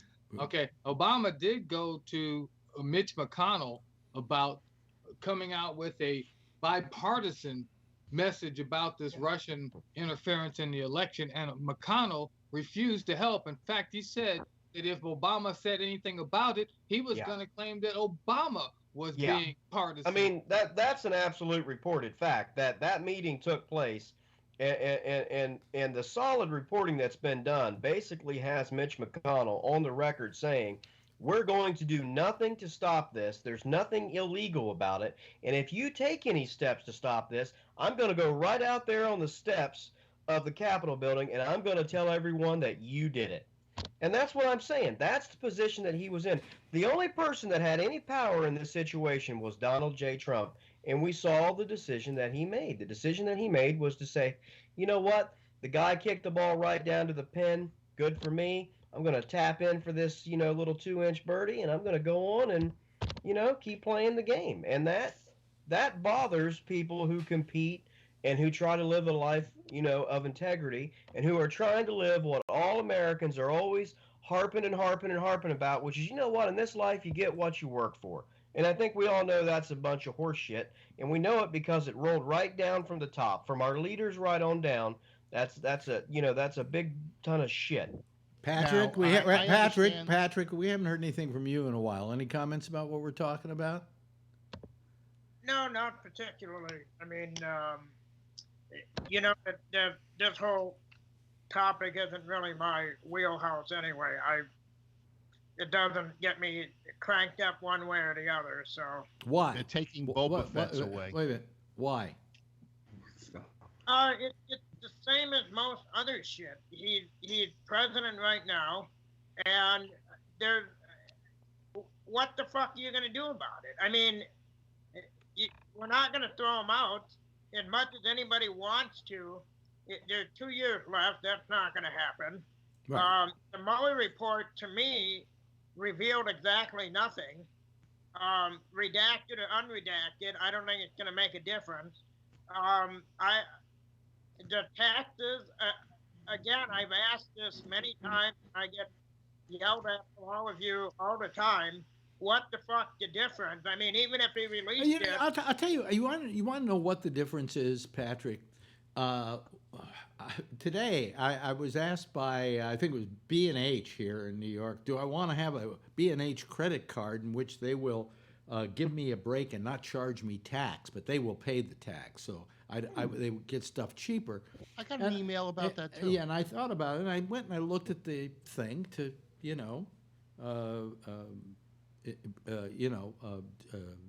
fill it out, and it asked me how much money I make every year. And I kind of figure that's nobody's business.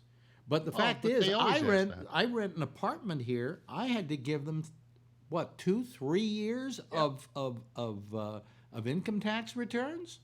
And we're simply asking Obama for one because he's president. It's a very competitive market to rent apartments in New York, and they're trying to rent to the strongest candidate. It's bullshit because the fact is I have to give them my income tax returns. I don't say, well, you're not going to get them, but give me the apartment anyway. They'll just tell me to go fuck myself. You just wouldn't get it. I just wouldn't get it. Trump didn't have to pay that. Trump didn't have to pay that. All I know is that it's always been considered that the president of the United States shows us his tax returns. It's not law. In fact, some of them have gone back 10 years to show them. Yes, Patrick. Yeah, but my point is, it hasn't happened. And now, if they were released over 2 years into his presidency, what difference is it going to make? Even if it showed that he'd been in hot and in the red for the last 10 years, he's president. What is that going to do? Disqualify him from being president? Somebody to the New York Times released some tax information on Trump back in the 80s and the early 90s when he was having his tumultuous time with Eastern Airlines when he bought the shuttle. Yeah. Tumultuous. And he bought the Eastern shuttle, and he was losing like $7 million a month, and the hotel thing was going upside down, and So he lost a lot of money. He lost over $1 billion in those years, and that's what those tax returns would show. Well, and here's my... But they're 30 years old. And should he have released them in the beginning like everybody typically does? Yes, I think he should have. But since he didn't, us still worrying about it this late in the game, I don't get excited over it. I think he should have, but at this point, like Hillary famously said, what difference does it make now? Well, he says they're under audit. And if they're under audit, the IRS looks at his tax returns, and if they weren't legitimate, the IRS would say something. That's bullshit that he can't show them because he's under audit. He's always under audit. What his attorney says. That's right. No, his attorneys are saying it because he wants them to say it. Show your taxes. He doesn't. It's not a rule. He just said that his attorneys advised him not to show them because he's under audit. So they're not done yet. Yeah, you think that you think that Donald Trump didn't tell them to say that because they're working for him. Doesn't matter. His attorney advised him. He says, "Hey, Mike, and I don't think it was Cohn. Hey, Michael, before you go off to the big house, you think I should release my returns?" Yeah. Ray, any last thoughts about this? He's getting his dessert right now. Ray? Jello. My mic's not working. Yes, it is. Yeah, it is. Okay, good. I wasn't sure. What do I think about this? I think that first of all, Trump is dodging it by saying that he's being audited. That's a red herring. That has nothing to do with anything. He's obviously trying to hide something, and he's going to get away with it, like he gets away with everything else. Well, people are going to apologize for him and be laissez-faire, and say, "Oh, there's 2 years left. We can't do anything. Just let it run out." Not going to be laissez-faire. I think what? He shouldn't be in the White House. Yeah. Well, what I think is the reason is that he doesn't want people to see how little he has. Okay, because he loves having that reputation of being a billionaire, and I think there's something to show there that he really isn't. Forbes came out with a report on his properties, what the mortgages were, and what his net value is that he holds, and it was somewhere around $3.5 to $4 billion, just at the point that he was elected. But that's not the only amount of your worth. How much do you owe? Well, not on those properties. How much do you owe in other areas? Mar-a-Lago is free and clear. I don't care that Mar-a-Lago's free and clear, Phil. Well, we're running out of time here, but what I'm trying to say to you is there are a lot of other things he does financially, and there are other aspects of his finances that, quite frankly, they're not paying for sex. Well, that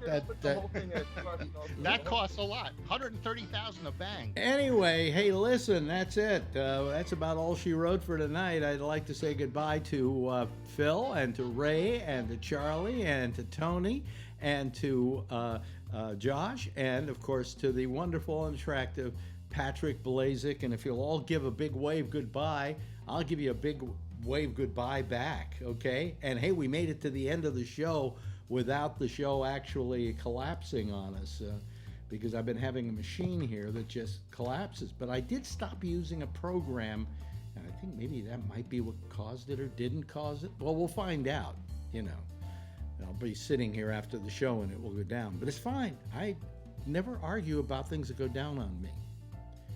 That's a joke, folks. Anyway. Thank you, and thanks to the panel, by the way. It was a good discussion tonight, all the way around. I'm Alex Bennett. Up next is a guy I call Irv, but he calls himself Jack Bishop, and he does a show called The Intersection. Hey, give it a call. Talk to him. He's a lot of fun. And then tomorrow night, the sports show is on at 8:30 Eastern Daylight Time with the franchise MC, and of course Damian Chaplin with The Exchange comes in here at 9:30. I'll be back again tomorrow night. Same time, same station in life. And in the meantime, as always, if you see her, tell her I love her, okay? Bye-bye, everybody.